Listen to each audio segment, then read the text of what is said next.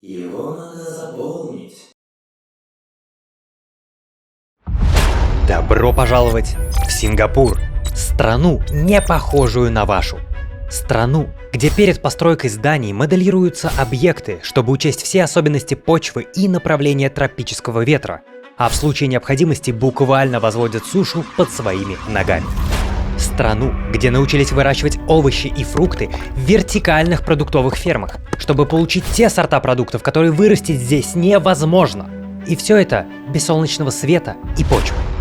Страну, которая с одной стороны собирает дождевую воду, чтобы сделать ее пригодной для человека, а с другой страна является мировым лидером ВВП на душу населения, при этом не имея богатых природных ресурсов. И в этой вот супер-прогрессивной стране, где за все время пандемии умерло всего лишь 36 человек, сейчас отменяют локдауны, перестают считать случаи заражения и начинают относиться к ковиду как к обычному гриппу. While accepting that some people may get infected every now and then, just as we do with a common flu or dengue fever.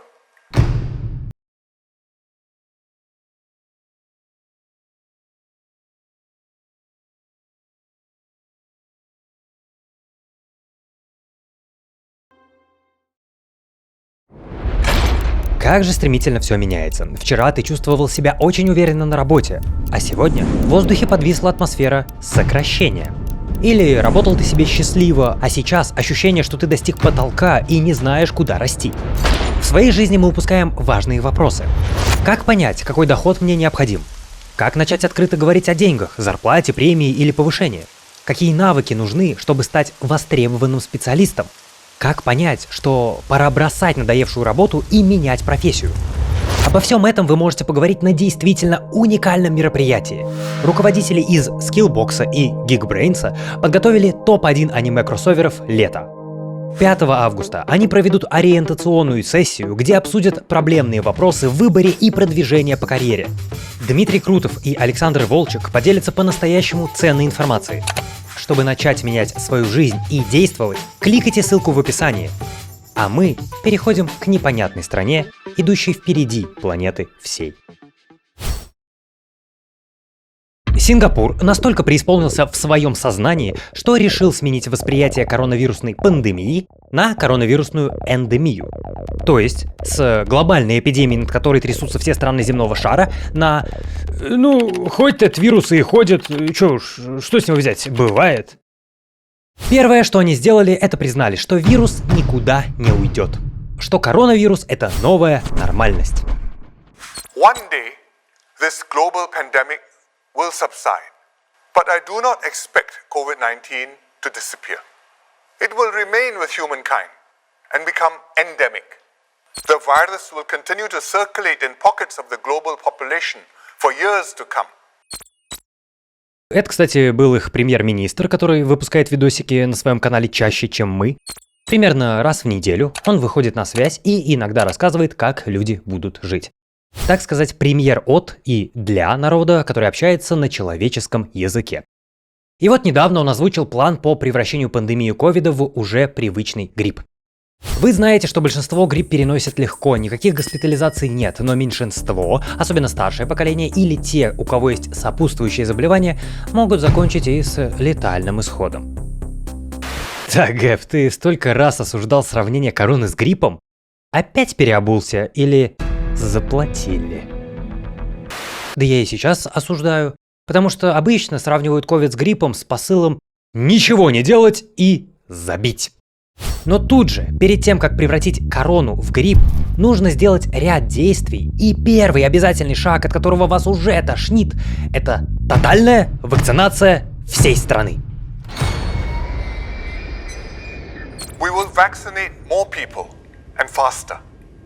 COVID-19 vaccinations will not entirely prevent you from getting COVID-19, but the vaccinations make this much less likely.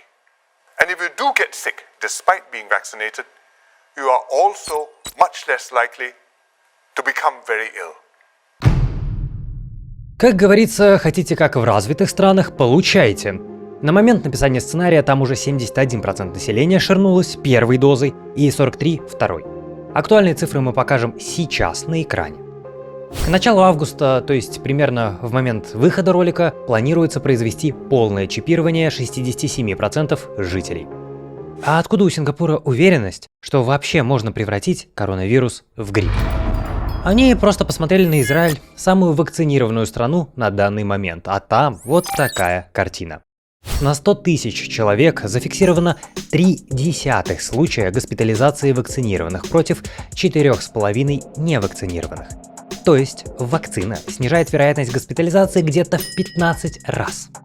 А касательно смертей, 0,1 случай против 0,6. То есть вакцина снижает вероятность смерти как минимум в 6 раз. И не забывайте, это данные с условиями израильской медицины. Это еще раз ответ тем, зачем делать прививки. Теперь возьмем значение госпитализации и смерти вакцинированных и затем сравним с такими же нежелательными исходами от гриппа в США. Если брать 18 и 19 года, то получится 0,4 и 0,03 соответственно. То есть, в принципе, уже на уровне гриппа. А если добавить тяжелые эпидемии 17 и 17 годов, то там больше 0,7 и 0,05. Поэтому власти Сингапура посмотрели на эти графики и такие: ну, справедливо. Погнали ширяться, народ. Более того, чтобы обновить защиту от новых штаммов, может потребоваться ревакцинация. Чтобы была понятна серьезность вопроса, они уже разрабатывают многолетнюю программу вакцинирования. В прошлом выпуске, где я принимал решение ширяться или не ширяться спутником, многие спрашивали, зачем вакцинироваться второй раз или тем, кто болел. Отвечаю тут. Помните, мы говорили, что антитела – это снайперы, которые подстреливают заразу на подлете. Так вот, снайперы не всегда находятся в состоянии боевой готовности. По прошествии времени они отмирают. Более того, сейчас, к сожалению, есть некая неразбериха с этими антителами. Никто не знает точно, сколько должно быть против какого штамма. Ситуацию усугубляет еще то, что методики анализа количества антител разнятся, но над этим работают. И пока говорят о ревакцинации через 6-12 месяцев, чтобы снайперов опять поднять в состоянии боевой готовности. Так что власти Сингапура не просто так называют COVID гриппом, а имеют такую возможность лишь после тотальной вакцинации с возможной будущей ревакцинацией. Но и это еще не все. Меняется подход к тестированию заразы. Во-первых, тест должен быть приятнее, чем длиннющая ватная палочка, царапающая мозг. И во-вторых, они должны показывать результаты быстрее, чем через пару дней. Таким образом, вместо ПЦР-тестов на первый план выходят быстрые антиген-тесты, в которых все-таки придется засунуть палку в нос, но уже не до мозга, да и результат вы узнаете через полчаса. А есть еще дыхательные тесты, в которых прекрасно все. Дунул, подождал минуту и узнал результат. Ну, по принципу алкотестеров. Такие тесты будут расположены везде, на границах для въезжающих, в ресторанах и аптеках. Более того, говорится даже про свободный доступ к этим тестам. То есть, если просто захотелось провериться самому, иди, дыши. Если супербыстрые тесты показали положительный результат, то удаляешься домой, делаешь ПЦР-тест и ждешь пару дней результат. Если вот и он будет положительным, то сиди кукуй, самоизолируйся. А что если все-таки на улицу выйдет больной человек, сам того не зная? Он же может перезаражать всех вокруг? Ну, тут на сцену выходит большой брат. Если вы думали, что только в Китае строят цифровой тоталитаризм, вы ошибаетесь. Рано или поздно все мы там будем. В Сингапуре есть приложуха Trace Together, которой подрубились 5 миллионов жителей, а это 92% населения. Эта приложуха, когда ты проходишь мимо чувака с такой же приложухой, через Bluetooth фиксирует ID пользователей всех, кто находится рядом. А в случае заболевания отправляет уведомления тем, кто проходил мимо заразившегося. Тут и чипирование не нужно. Наш товарищ Максим Чернов, который проживает в Сингапуре и является экспертом по маркетингу в социальных сетях, подтвердил эту инфу и рассказал очень много интересностей. Даже показал скрины приложения, в котором, к тому же, указываются статусы вакцинации. На скрине вы видите в процессе, а после второго укола и 14 дней статус меняется на «вакцинирован полностью». Это же приложение прикладываешь при входе в торговый центр и ресторан. Кстати, Если ты в течение 20 минут находился в супер близком контакте с человеком, который заболел, то тебе позвонят и добровольно, принудительно отвезут на изоляцию в специальный отель, но за счет государства. Блин, интересно, как выглядела бы такая принудительная изоляция в российской реальности? Ну а если ты когда-то просто проходил мимо зараженного, то тебе придет уведомление, мол, следи внимательно за своим здоровьем. Что-то подобное работало и в Москве в 2020-м, когда при входе в ресторан юзеры показывали QR-код, а когда посетитель заболевал, другим гостям присылалось уведомление, мол, вы были в зоне риска. В общем, как ни называй эти приложения, смысл всех этих штук один. Максимально быстро уведомлять людей, которые находились рядом с тобой, и, конечно, мониторинг твоего местоположения.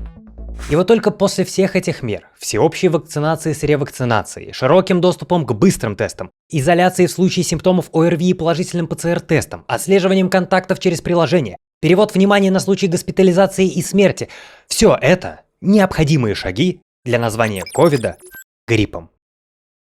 Сингапур сильно завязан на международной торговле, и поэтому он делает все, чтобы вернуть градус нормальности настолько, насколько это возможно. Пусть и с оговорками. Отвечу, пожалуй, еще на один комментарий из прошлого выпуска. Люди говорили: всю жизнь наше государство не делало ничего для народа. А сейчас о здоровье позаботилось. Да еще и бесплатно, ага как же.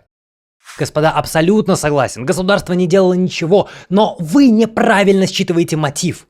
Во-первых, то, что вы не платите за вакцины, это не значит, что они бесплатны.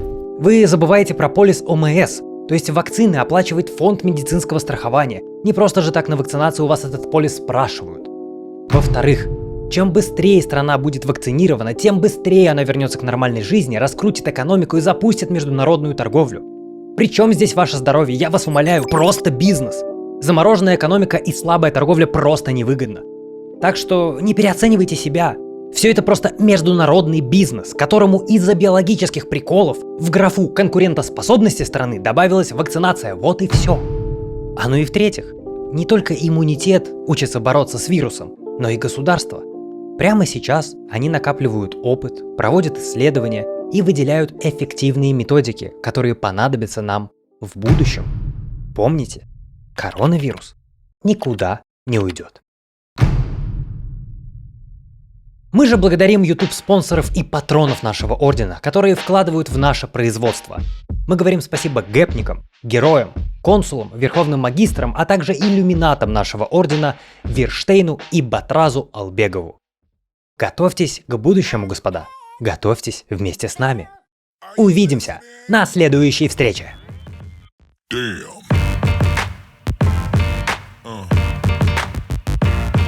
Yeah.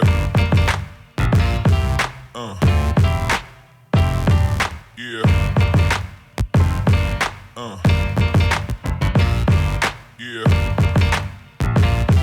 Yeah.